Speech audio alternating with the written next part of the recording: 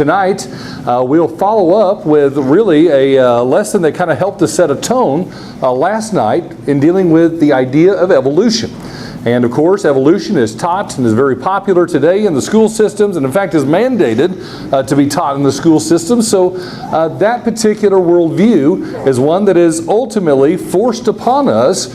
But those who believe in the Bible obviously deal with a conflict, and that the Bible teaches something that is very different from the theory of evolution, and that ultimately life came to be from non-life and ultimately has evolved into various species, and ultimately we are at the very end of this particular chain, on the mammalia chain or mammal chain, and that we are at the top of the chain for now, that Homo sapien or human beings. Well, that's certainly an idea, but it is not the idea that is conveyed in the Bible. In the book of Genesis in chapter 1, we read of the 6 days of creation where God creates all things, including the universe that is around us. It is in day 6, of which the Bible starts to focus in on, in verse 26 of Genesis chapter 1. And what's interesting there is that it states that all mammalia or mammals are ultimately created in the same day. Notice there in verse 26, and God said, backing up to verse 24 is where I want to begin. God said, "Let the earth bring forth the living creature after his kind, cattle and creeping thing and beast of the earth, and after his kind, and it was so. And God made the beast of the earth after its kind, and the cattle after their kind, and everything that creepeth upon the earth after his kind, and God saw that it was good." So the beast tonight is something we're going to talk about, something I would consider following in that particular category, the idea of dinosaurs. And we're going to talk about that because obviously what evolution teaches, and dinosaur being an icon of the evolutionary theory, is that supposedly these magnanimous beasts ultimately died away into some sort of extinction event some 65 million years ago, according to what is taught in the school system today. What's interesting, though, is that in verse 26, on that very same day, then God creates man. In fact, creates man in God's own image. And so the problem there is that the Bible teaches is that dinosaurs that supposedly went into extinction some 65 million years ago, preceding humans by 64,900,000 years, according to the teachings, that they could never have been created on the same day and literally never coexisted. And so tonight we're, for a little bit, going to talk about these ideas of whether or not dinosaurs really did become extinct 65 million years ago, and could have humans ever coexisted with them? Well, so we're going to answer a couple of questions that obviously come to mind that people even ask today. And I'm going to simplify this just a little bit more. Some people even wonder if dinosaurs are even real, even though we do find their fossils. Did they ever really exist? That's certainly a question that comes to mind, and people who believe the Bible even wonder if it's even true that they ever existed at all. And then we're going to ask the question, and then answer this particular one: how did dinosaurs become extinct? Well, at least we're going to share the theory on that, because there are theories out there, but there's also a biblical answer to that as well.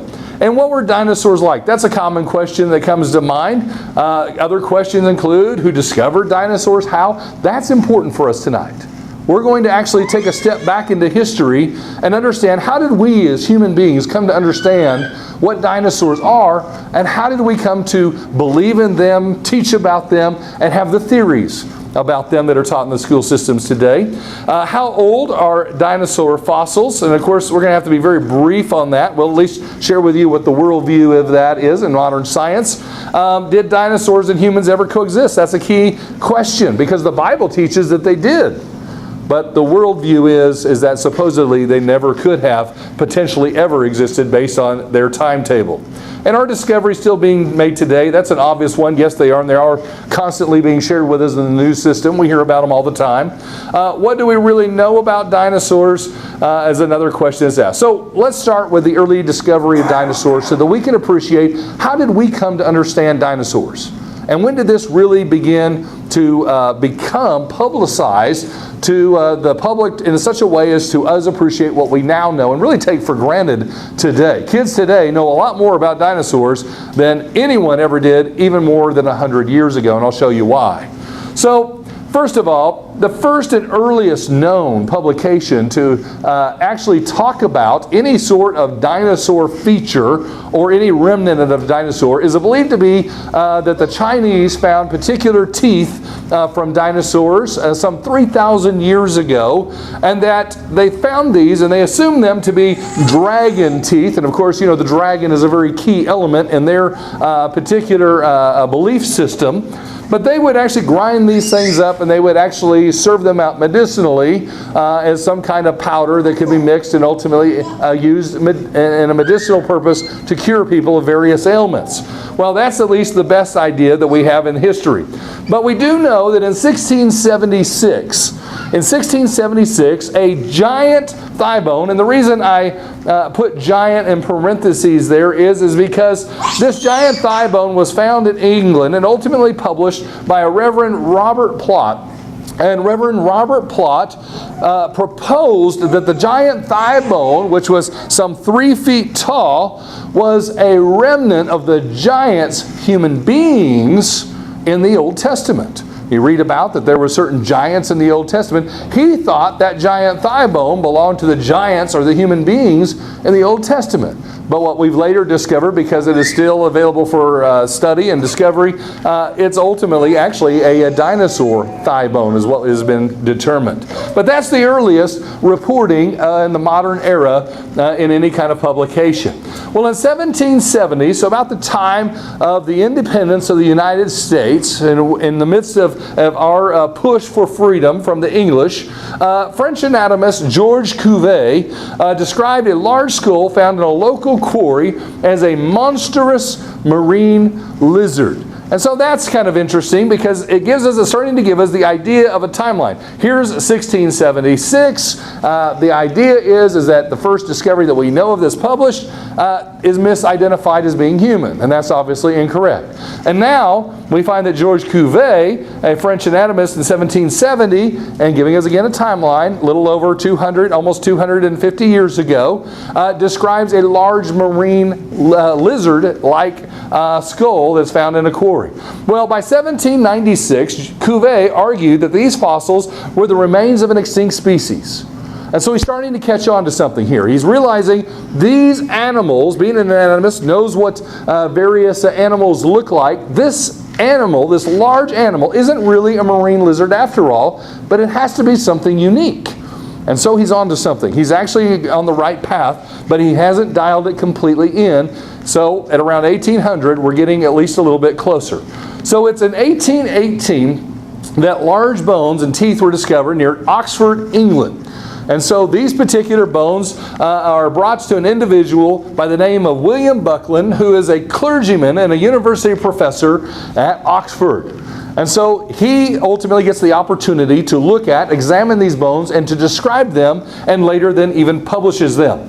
Well, it isn't until 1824, after consulting with Cuvier, who then becomes the father of paleontology, the study of ancient life, Buckland published the discovery as the extinct species, and he called it Megalosaurus, which means big reptile. That's the name that he ultimately described it as. But you can see here, they're still kind of hung up on the idea of whether or not it's truly reptile or just an extinct portion of reptiles. But we haven't yet got to the full disclosure that it's a dinosaur. So there's other science going on right around this time, and this science is very popular, it's being published, and it's out in the forefront of the scientific community, and it's going to have a very large impact on the thinking of the human mind and also the scientific community that ultimately is going to impose certain theories or ideas associated with these discoveries. So it's in 1795, Scottish naturalist James Hutton writes Theory of the Earth, and he's kind of one of the forefathers of geology. He states that the earth is ancient based on slow, natural processes that he would observe out in nature. For instance, if you go to Niagara Falls and you sit there and you watch all the water washing over Niagara Falls, and you realize Niagara Falls really isn't eroding very rapidly, and you can come back year after year and it's really hardly noticeable. And you can see the same for mountains and hills and all kinds of things. They don't really erode, it doesn't really change rapidly. So Hutton starts to believe that the earth must be really ancient.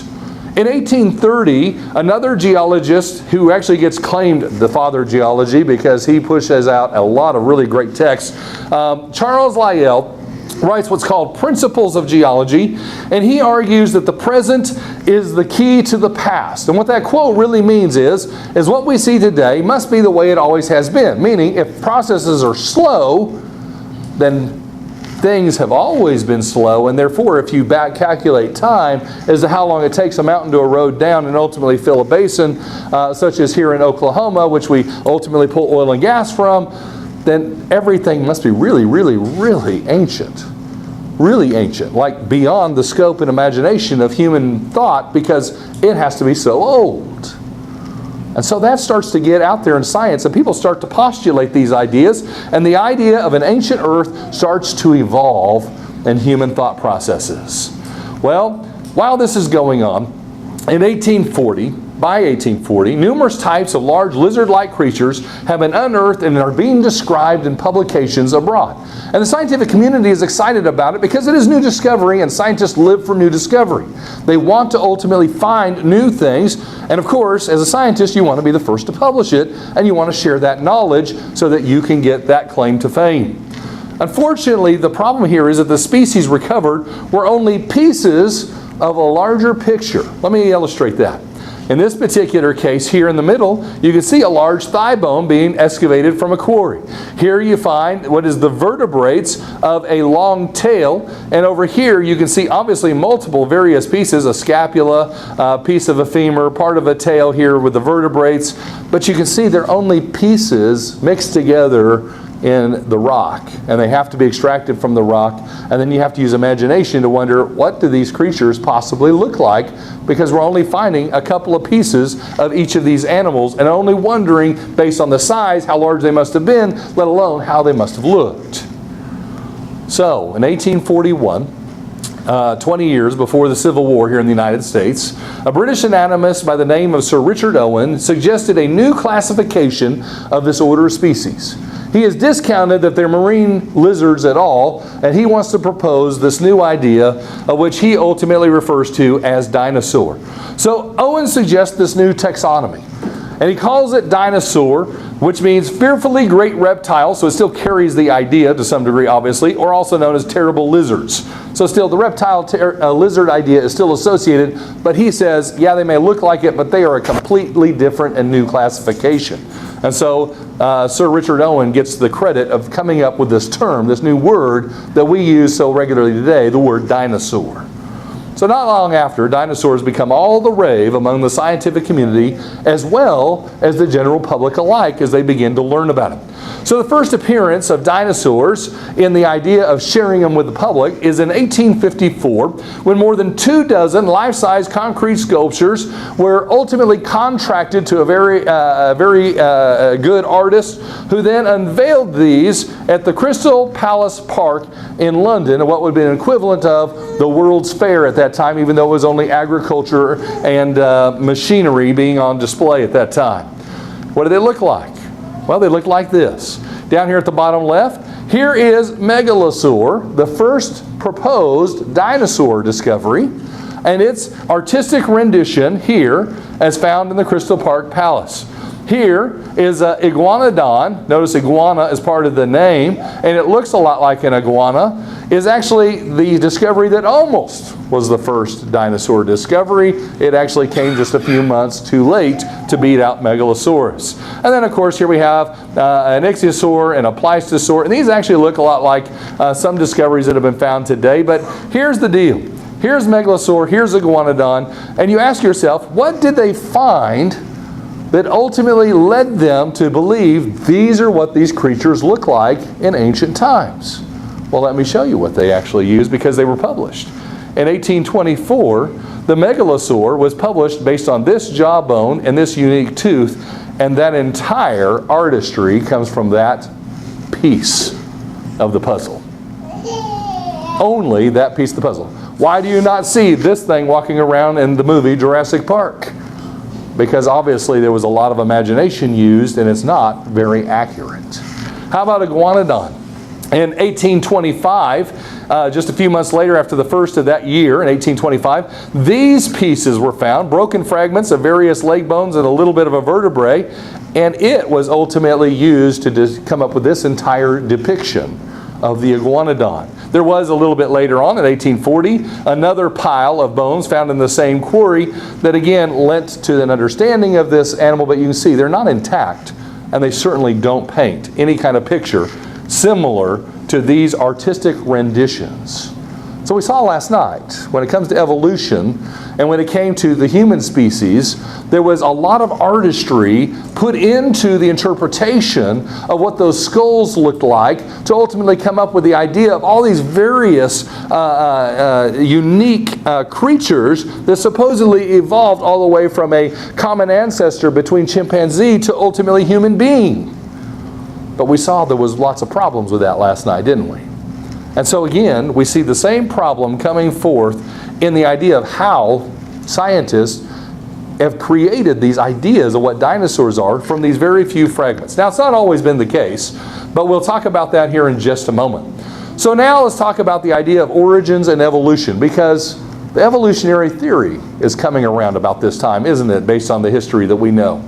Prior to the time of the dinosaur discovery, many naturalists believed fossils to be the result of what's called the Noachian diluvium in science, Noah's flood. They get away from the words that are found in the Bible, but instead just want to talk about it in a sense that's maybe not so relevant and not picked up on so quickly. So, we find though that a new theory is being developed and is published in 1859 by Mr. Charles Darwin in a book entitled Origin of the Species. Now what's interesting about this is that Charles Darwin is in a unique setting of which he ultimately writes these things. He visits the Galapagos Islands. He's aboard the Beagle. He's got along with him a couple of books, not very many. One of them is James Hutton's work on the ancient earth. And James Hutton proposing that if we find ancient life, if we find ancient fossils, it's going to lead to a validation of an ancient earth. And so Charles Darwin has this in mind, and when he finds unique species on the Galapagos, he starts to propose the idea that he has now seen evolution in life form. And so that is going to have an impact on the science as well. So the theory of evolution would have a tremendous influence on the discovery of dinosaurs and how scientists will think about dinosaurs and fit them into the entire cluster of life and how they all relate one to another.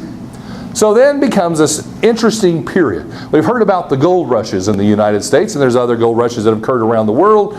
But you know, there was also what's called the dinosaur rush, the Great Dinosaur Rush. And the Great Dinosaur Rush was due to the popularity of all of these bones being discovered, because really they were worth their weight in gold. They really were something of which many museums strive to have a specimen of, and ultimately wanted in their museums. So people went out looking for these specimens, trying to find them, not because they were scientists, but because it was lucrative business. And the lucrative business ultimately elevated when museums said, you know what we need nearly complete specimens. We don't need just bones and fragments. We need something that represents the whole of the dinosaur so that we can put these things on display. We don't just need sculptures. And so, as new fossil sites were reported, bone hunters flocked to excavation sites just like they did with the Great Gold Rush. And in turn, the museums offered these fossil seekers large sums of money for these relics. And so the science of paleontology, like many sciences, was born. It was born because it was an opportunity to make some money. So then came a time what's called the Bone Wars. And this is during the Gilded Age of U.S. history, aka the Wild Wild West. So there's a time period here in our history of which individuals are flocking out trying to find things, and it's extremely competitive, and it was marketed by a heated rivalry between two prospectors in 1877 through 1892, and they were known as Othniel Marsh and Edward Cope.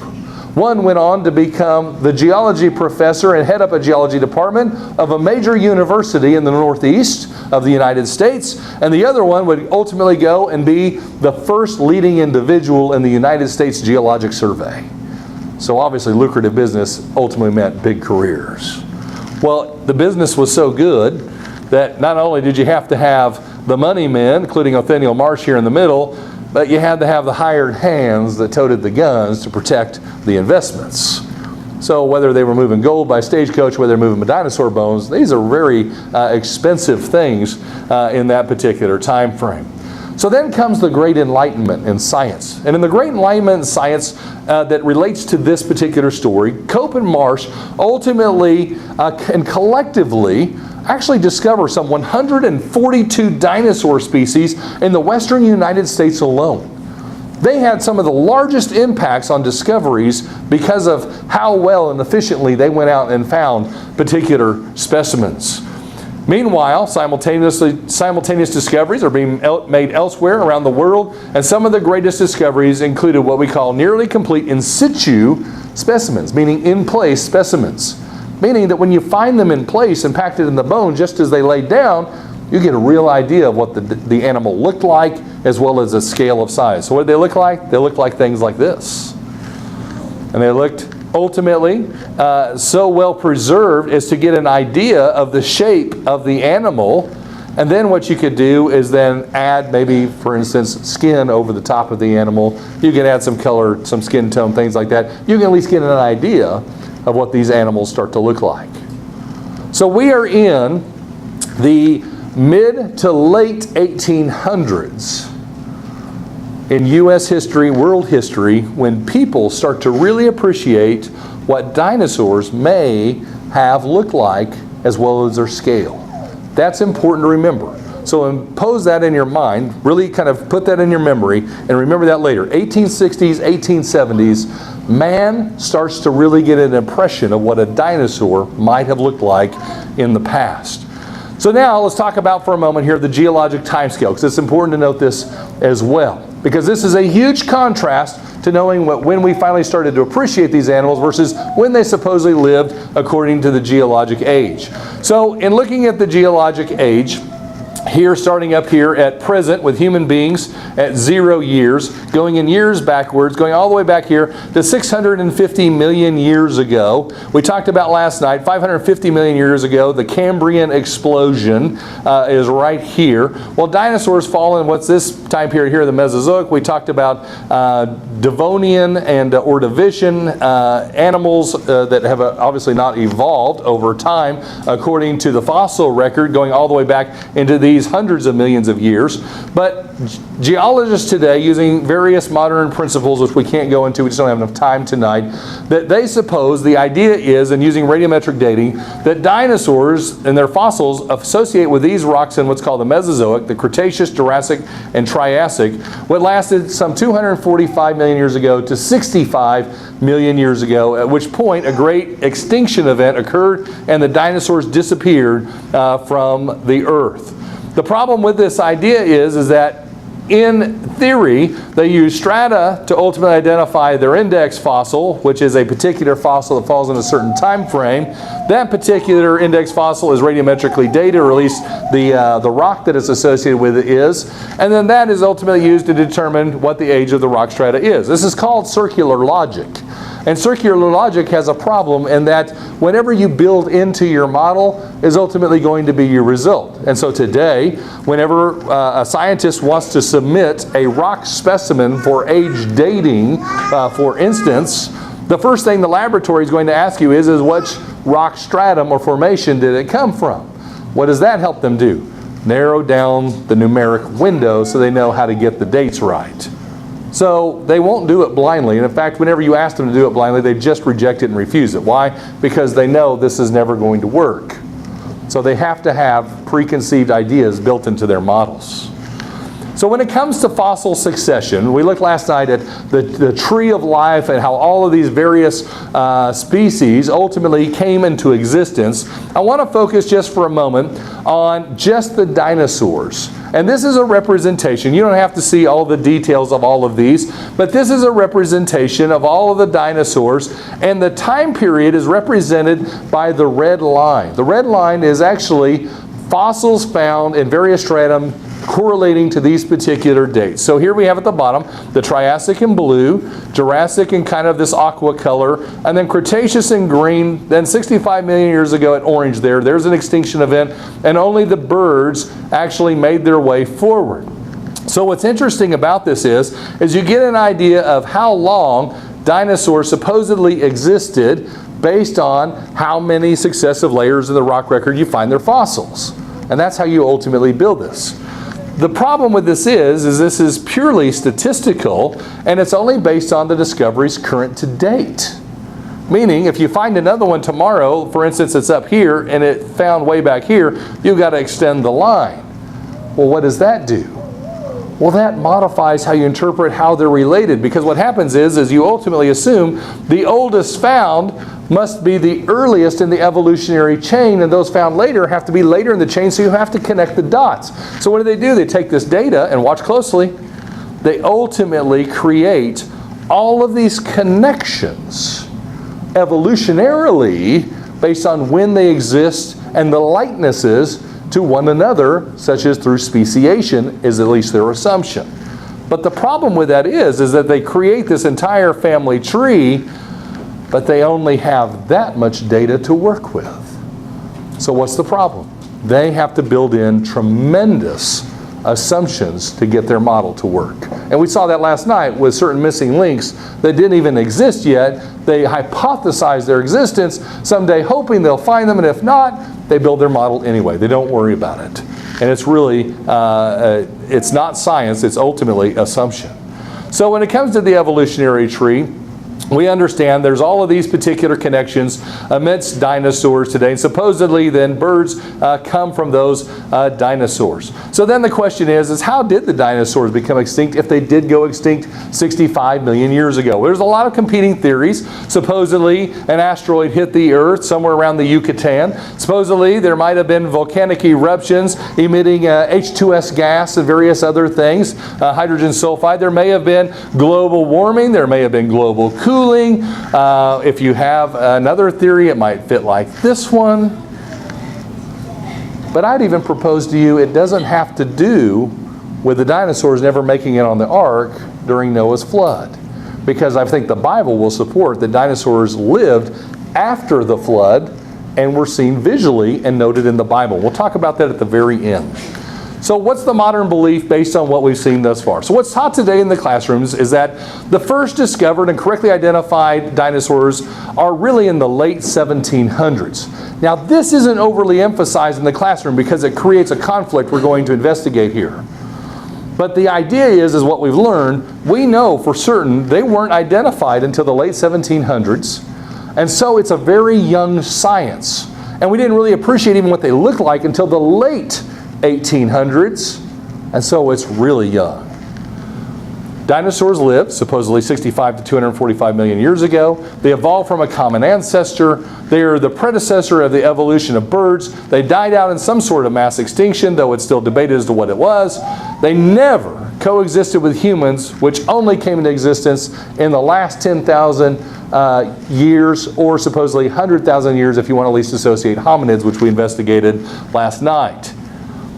They are the icons of Darwinian theory and evolution and proof supposedly of an ancient Earth, and there is no room for creation or intelligent design when it comes to dinosaurs. Now here's the thing, and again last night we set up our own test, we hypothesized this. Let's set all of this to the hypothesis of, is that true if a dinosaur was never seen or ever discovered or ever identified or visually represented before, and we'll go ahead and we'll give the most conservative number, the late 1700s. The late 1700s. So let's put that to the test here this evening. So, to once again reemphasize, Roy Chapman Andrews, in the Days of the Dinosaurs, which was published in 1959 and is still quoted from in modern textbooks today, said dinosaurs lived many, many millions of years ago. That was before there was any people. No human being ever saw a dinosaur. All of these great lizards disappeared millions of years before men, women, and children appeared on the earth. And the reason he puts this out there is because obviously there's a lot of movies and things out of Hollywood that depict humans living with dinosaurs, and they want to be very clear as scientists, that never was possible. So don't believe in Hollywood, believe us, there has never been a human sighting of a dinosaur.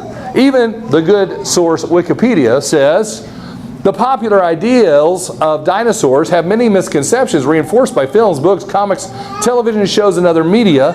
Typical errors including prehistoric humans living with dinosaurs. So no human being should ever have lived with a dinosaur. So the hypothesis is, if this is true, then there should be no literary description or artistic depiction of dinosaurs in human history prior to the 1700s, when scientists started to discover them for the first time and piece them together. So, what do the Neanderthals have in the past? They have some amazing artwork in some caves, don't they? We have some amazing things that are found about them. And they made sculptures of prehistoric animals fighting in what's called the Bernafal Caves in France, renowned for Neanderthal artifacts.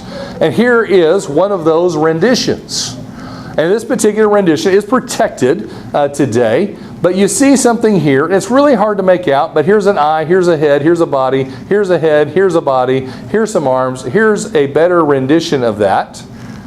And what it looks like is some kind of elephant-like creature, mammoth maybe, I don't know. But then something with a reptilian-style head, body, and little short arms. Well, it doesn't take a child long to figure out what that's possibly, and of course it's very poor quality, but it could be a dinosaur. Could be. All right, that's a weak illustration. It's going to be the weakest you're going to see. Let's move forward. And again, we're going to move around the world. We're going to look at various artifacts. How about in Egypt? What did the Egyptians know about animals? Well, they know quite a bit. And in fact, they have many representations of animals typically in their artwork. Cats, lions. They're really infatuated with the cat, the feline side of the animals. But they have showed dogs and many other things. But in the 3300 BC era, there is what's found is what's called Mesopotamian cylinder seals, and ultimately what you would have done is you would have put wax on some kind of parchment or some kind of decree, and you would have rolled this particular seal across it, which would have left some kind of impression, letting you know who ultimately has sealed this, because each one of them would have been different. And these are actually on display at the Louvre in Paris. But what do they look like? They look like this. Here's the rolled seal, and you put it on the end of a stick and you'd roll it across, and it makes this artistic impression of this big-bodied animal, long legs, long neck, and a long tail. Sure looks like a dinosaur. How about one found in Herculopolis, which is a slate palette that's dated around 3000 BC. And here it is. Here's a human individual. It's interesting. He has a slave, and he's a taskmaster. He's driving the slave. Kind of makes you wonder, Egyptians, Israelites, maybe he's in the right time frame, don't know. But what's over here on the right side is interesting, is that again, you have big bodies, long legs, long tails, long necks. Looks very similar to this animal. And yet there are others that have been found also, same representation, same body style, found on many different artifacts from the 3000 to 3300 BC time frame. How about Western United States? There are petroglyphs found at Natural Bridges, Utah, drawn by the Anasazi Indians somewhere between 150 BC and 1200 AD, because we don't know exactly when they occupied that region. It's a large time frame, but notice, even at the latest date, it is 500 plus years younger than the science of paleontology and the dinosaur discoveries. And here we have a human individual over here on the left, and we have this animal over here on the right. And as you can see, body with a long tail, long neck, serpentine head. Also in a petroglyph found at Havasupai Canyon in Arizona. Again, here's something with a bunch of animals on this particular cliff wall. Notice that one right there at the bottom left. Here's what it looks like. And yes, kind of looks like a dinosaur. Interesting. How about Peru, South America? In 1571, Spanish conquistadors reported of Inca ceremonial burial stones with strange creatures carved on them, meaning they were creatures that hadn't been identified before, or at least not recognized by the conquistadors. Over 1,100 of these stones were found in tombs in Peru, dating during the 1930s is when the discovery was made of these. And what we find is that in cases like this, a human being with a bird, with an animal with a large body, legs, long tail, long neck, and head. Doesn't look like anything as far as animals you'll find at the zoo today, but it does look like a dinosaur. How about this one with a man here with a sword, knife, spear, whatever that is right there in his hand, trying to fend off the attack of what looks like a dinosaur while being attacked by a dinosaur. And then in this particular case, here's a man with a spear once again attacking a dinosaur while being attacked by a dinosaur. How about Australia? The Aboriginal tribes of North Queensland, Australia, relate stories of what's called Yuru, a creature which used to inhabit rainforest watering holes, which had a long neck, large body, and flippers. And in this pictorial, you can see it here as the Aborigine try to attack it and kill it. And it looks a lot like a plesiosaur. In fact, very accurately renditioned in the Crystal Palace Park in London, as one of the sculptures showed a little bit ago. And of course, here's what it looks like in the fossil record, supposedly 100 million years old. Mexico. Nearly 33,000 ceramic figurines were found buried at the foot of El Toro Mountain, the bull, near Acambro, Mexico, identified as pre-classical Chipiquaro culture, which dates to 800 BC to 200 AD. It's not a dog, it's not a cat, but it surely looks like a Brontosaur apastosaur dinosaur. Cambodia. We know some work being going on in Cambodia, and of course, I hope Brother Jonathan has a chance to go over and see this. I know he's been to the temple, but I don't know if he's able to go and see this particular element. But we find there that there is a Buddhist temple that is 800 years old, with palaces located in the jungles, and a remnant of what's called the Khmer civilization and Angkor Wat. And back in this particular palace is various temple areas which have artifacts drawn on them. And in this case, you see a native down here at the bottom, and up here you see an animal. We'll zoom in on the animal. The animal looks like this. Some have proposed it looks like a hippo, but the problem is this so-called hippo has a long tail, which hippos don't have, and it also has these large plates down its spine, looking a lot like a stegosaur. Italy. Italy's got a unique situation in that during the first century, Roman mosaics were ultimately all the rage. You wanted to have one in your house, and you would hang it as the tapestries in the home. But what's interesting is that Mount Vesuvius ultimately had a massive eruption. And what ultimately happened is that the city of Pompeii was buried. And when Pompeii was buried in the volcanic ash and rubble, ultimately you've just put a time preserve on an entire civilization. And by preserving that civilization, whatever you find buried in that rock, only discovered in the last 100 to 200 years through excavations, that ultimately that is a snapshot of time going back to the time we know Mount Vesuvius ultimately erupted. And what's interesting about it is what they found under the debris. And what they found in one particular tapestry is this one. This particular mosaic shows children playing with giant lizards. Don't know exactly what this animal is, but that one definitely is more lizard-like. And this one's actually trying to attack it, I guess. But these are just pulling it like a mule. And in this particular one, you see that the locals have entrapped one in a cave. And you can even see the Greek up here at the top left written across the wall. And you actually see the animal looks like a lizard. And here are even locals attacking again some lizard-like creature. That's preserved for a century. China. The dragon is a popular symbol in Chinese culture and is one of 12 real animals depicted on what's called the Chinese zodiac or calendar. Here's a picture of it, and notice there the dragon. Notice you have rabbits, tigers, oxen, rat, pig, dog, rooster, monkey, sheep, horse, snake. Dragon. Why would you have one fantasized animal with 11 real animals?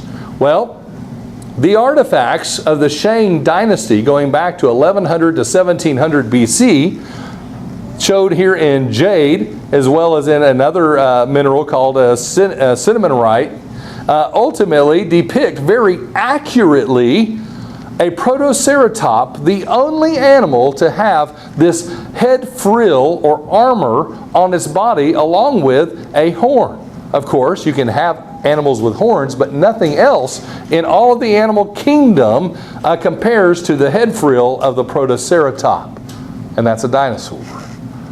How about this one? Out of silver. Sure looks like, based on the unique shape of the head with the back plate of the bill, as long as the spiny part of the rear part of the spine sure looks like a Cerulopus. And that again is a dinosaur. These artifacts look like dinosaurs, and it should be making you wonder, how did the ancient world know what a dinosaur looked like? So why haven't we heard about this? The reason so many of these artifacts are not publicized or well known is due to a conscious attempt to suppress this type of information, since it goes against the modern paradigm of evolution. Why would scientists want to share that kind of knowledge with you? And why would they not want to suppress it if it goes against one of the biggest money makers in the world, which is evolution? And I say that because what do professors ultimately get paid to do? Research. And what do they want to ultimately do? They want to find new discoveries. What are they constantly publishing about? New discoveries, and sometimes they're about dinosaurs, or they're about new species that are being found, because evolution is all the rage. Of course, today we might throw in global warming. But if you deal with evolution, you're going to get published in Nature. You're going to get published in Discovery. You're going to get published in Time Life. You're going to have the opportunity to be in Newsweek. Whatever it is, you get the opportunity to elevate yourself, and therefore it's lucrative business. But also, you write for the textbooks. You write for the magazines. You ultimately deal with Hollywood. And of course, Jurassic Park is teaching and preaching evolution all the way through those particular films. It's big business. And so, they don't want the competition. And hence, the billions of dollars spent every year in scientific research, museums, textbooks, and all sorts of entertainment. So what about the idea of dragons? Dragons, obviously, going back to the Chinese culture, dragons are talked about in many places in world history.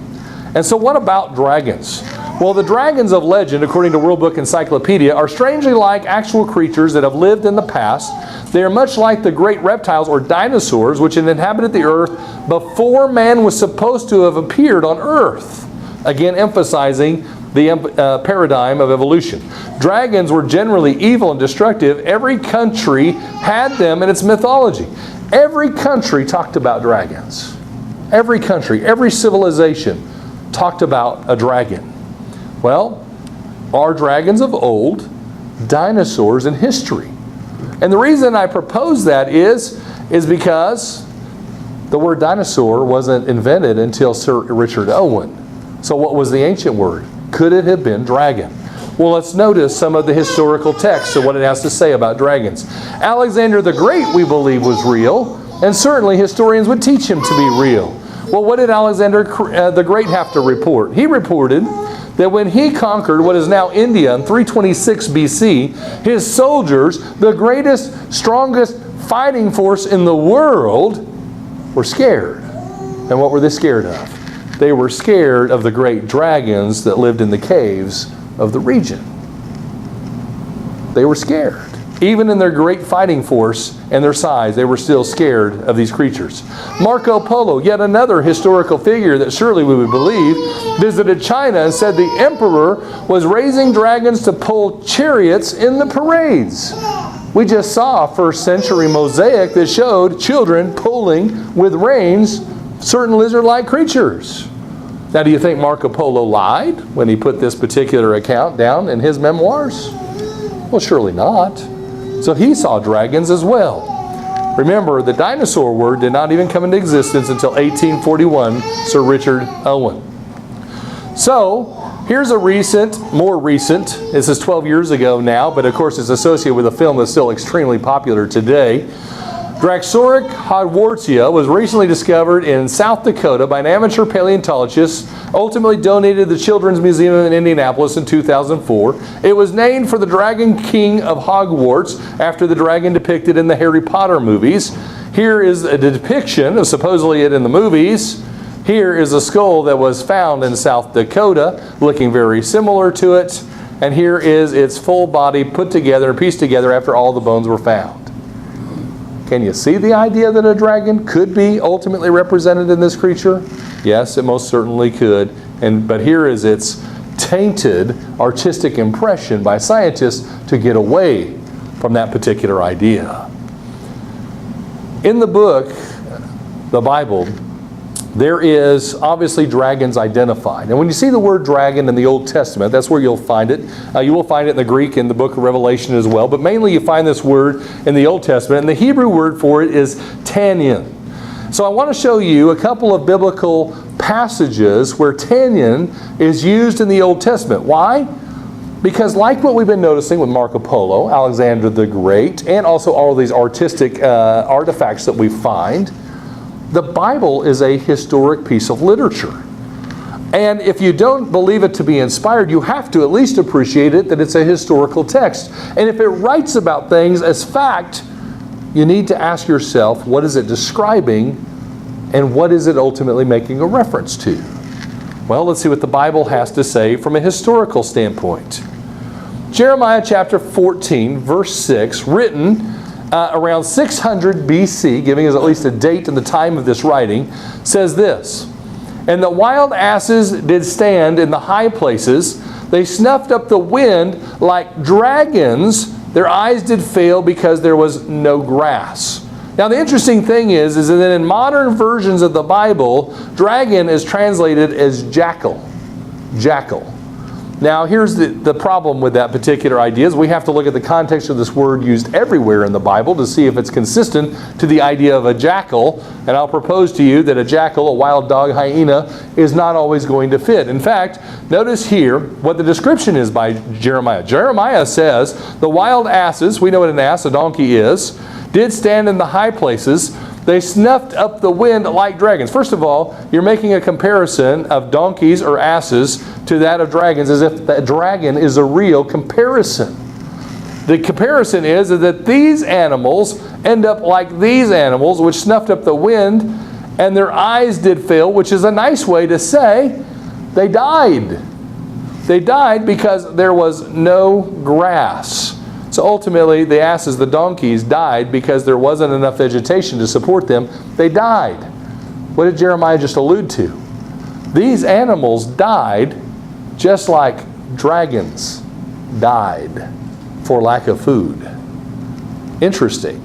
So remember, the question was, how did dinosaurs ever go extinct? Some believe, well, maybe they never made it past the flood.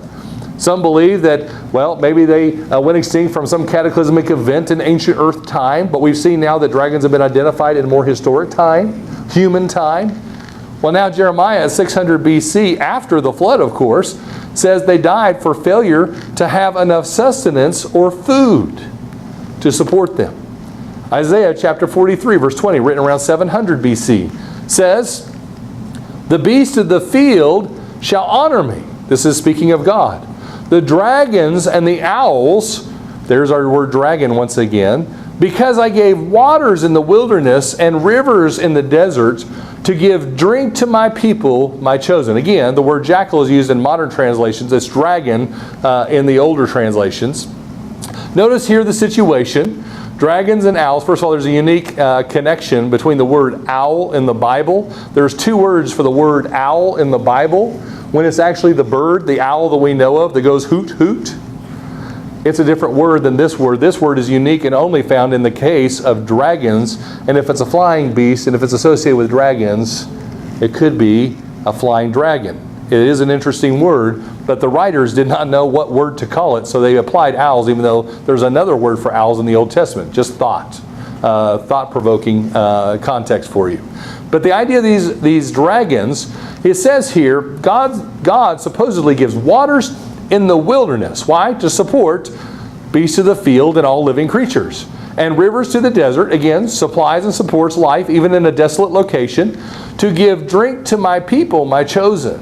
Now the interesting thing is to give drink not only has to do with drinking literal, it's the idea of having sustenance or things to sustain life. Well, what is it also saying?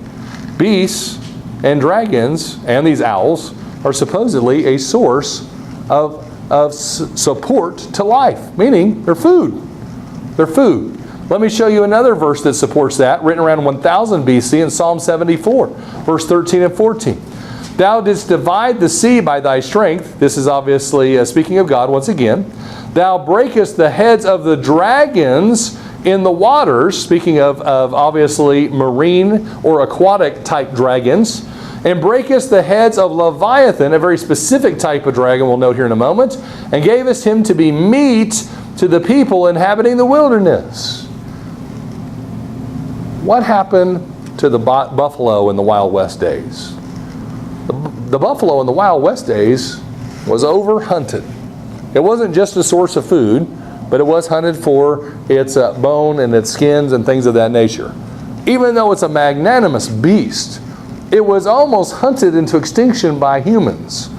And you think to yourself, how could a human with just a simple spear or a bow ultimately hunt down an animal, let alone tons of those animals in the prairie lands of the mid-continent of the United States?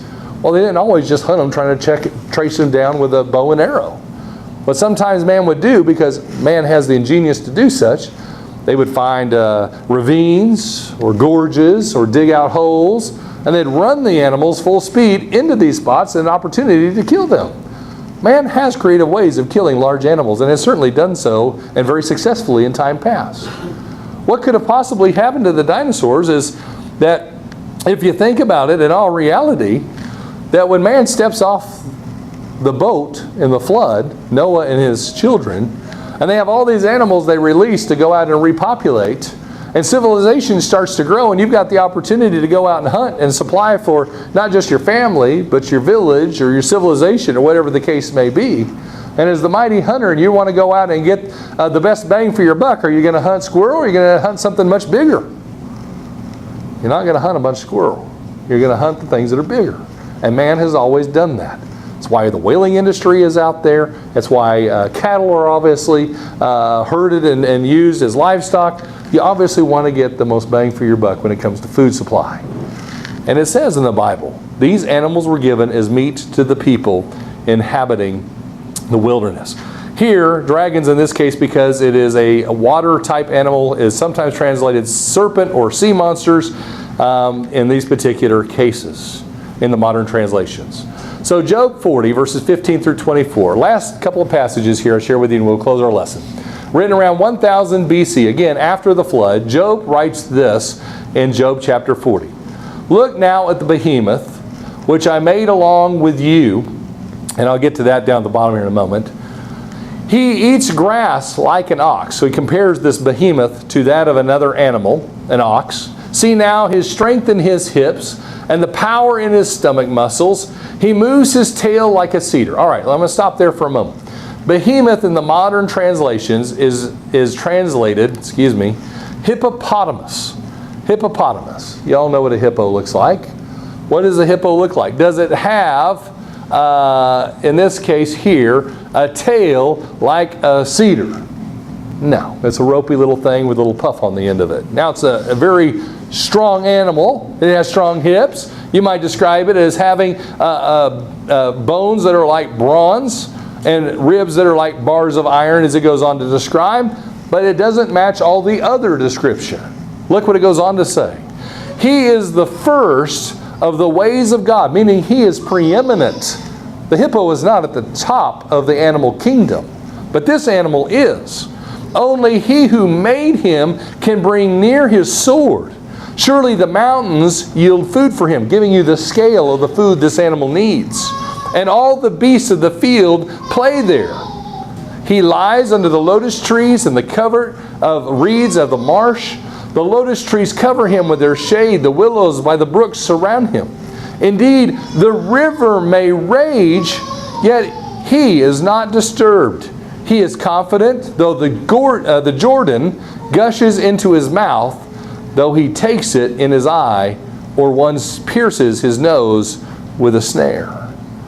Now, if the Jordan is in full flow in the spring, there may be the chance for a hippo to be swimming in it, but the hippo is going to get washed downstream if he doesn't make his way to shore. This animal's not moved by the mighty Jordan in the rush of the spring. And so what could it possibly be?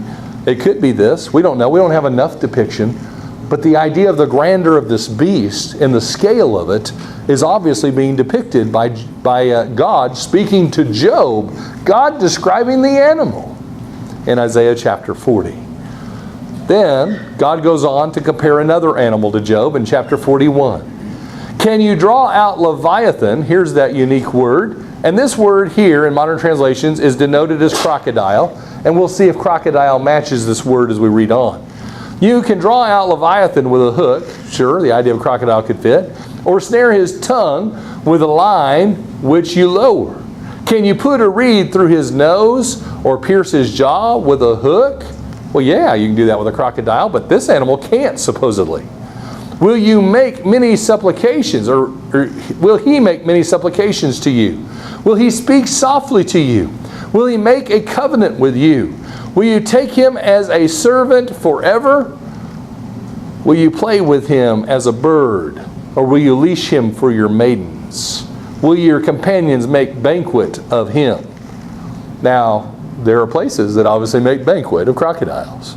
There are certainly people, weird people, who wrestle them, who try to close their mouth, and once they close their mouth, they can't open up and clamp down on you, and you can lead them around on a leash once you tie them off. Yeah, they're a hideous creature, and they make a lot of noise, and they certainly give you a good fight. But you can suppress one of these animals, and a single human individual can do it. It is possible. What God is saying to Job is, this animal isn't that. This animal can't be put in that situation. What does it go on to say? Verse 5, will you play with him? Number 6, will you make a banquet with him? Will they apportion him among the merchants? Yeah, I believe some nice boots and belts are made out of crocodile skin. Can you fill his skin with harpoons or his head with fishing spears? Sure you can with a crocodile, not this animal. Lay your hand on him. Remember the battle. Never do it again. Indeed, any hope of overcoming him is false. Shall one not be overwhelmed by the sight of him? No one is so fierce that he would dare stir him up. Who then is able to stand against me? Well, if it's not a crocodile, could it be something like this? There are some nasty looking animals out there in the dinosaur kingdom, based on size, based on the terror look of them, the size of their teeth, all those things. It is possible. We don't know all the detail here. It's a surmise of myself I'm obviously inputting here. But if dinosaurs did live in human periods, which we have seen have been shown to be factual, there are plenty of artifacts and ancient writings that would support it, then is the Bible also speaking to these so-called dragons as dinosaurs and yet another account of them?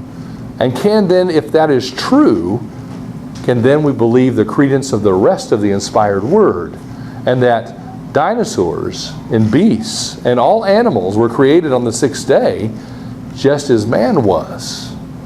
And if that is true, then the rest of the story is true, and then the co-creator is also true, the co-creator being Jesus Christ according to John 1. And then we're accountable to him, as well as the Creator, God himself. So what is the scientific evidence today? Let's summarize. Geologic time and evolutionary theory are based on numerous assumptions. We studied a lot of that last night. I think we've seen some of that here even today. True science allows the evidence to speak for itself without forcing the data to fit preconceived parameters. At the end of the day, if there's ancient artifacts of dinosaurs seen by humans, we have to accept it. But that's not what science today, modern science, is doing. It's in fact denying it and suppressing it, saying it can't be true because it attacks our theory. And a theory is nothing more than glorified opinion. It is a glorified opinion, yes, based on certain interpretations, but it's an opinion at its very heart. So the theory of evolution is still just a theory today. And the modern scientific community is dismissing all evidence that does not fit the evolutionary paradigm, especially if it has reference to creation or intelligent design. Why? Because that makes man accountable to a higher being. And we don't get to be gods unto ourselves. We have to answer to a real God, a real creator. And there are huge implications of that as we read through the Word of God in the Bible. So I leave this with you. Psalm 104, verse 24. O Lord, how manifold are thy works. In wisdom hast thou made them all. The earth is full of thy riches. I don't believe tonight the dinosaurs are an icon of Darwinian evolution. But instead, I think dinosaurs ultimately create a problem for those that would believe in evolution. And when we look and examine all the evidence, not just the evidence they want to push upon us, then we have some hard questions to answer about what do dinosaurs really tell us. Do they tell us a story of evolution? Or do they tell us a different story that lends credence to the story of the Bible? And if it leads credence to the story of the Bible, what are we going to do about that? Will we accept the story of the Bible? Will we accept the message God has for man, His plan for man? And that under the time that we live in today, where Jesus Christ went to the cross, died for us, and ultimately established a covenant between man and God, a covenant, a contract that we have to meet with all sorts of details outlined in the New Testament Scriptures. And if we're accountable to that, then we have to ultimately fulfill that. Because within those pages is ultimately described a blessing for those who will do it, keep it, and honor God, and treat Him as He is, the Creator of all things, and respect Him for such, and respect Him for the great sacrifice Jesus ultimately gave for us. Or to deny that, and if God be real, then answer in a day of judgment and face the penalty for denying His great power, denying Him as the Almighty Creator of all things.